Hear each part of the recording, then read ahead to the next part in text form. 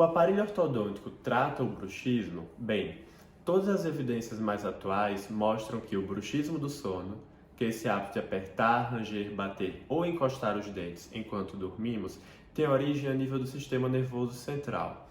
É o nosso cérebro quem manda sinais e ativa uma cascata de eventos que vão levar essa atividade muscular mastigatória rítmica, levando ao bruxismo.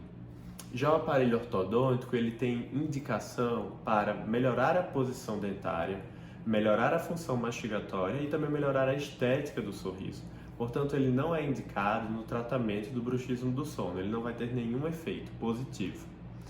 Para o tratamento do bruxismo, é necessário passar em avaliação para diagnóstico e planejamento individualizados, já que essa condição ela é multifatorial, ou seja, o bruxismo ele tem vários fatores que levam à sua causa.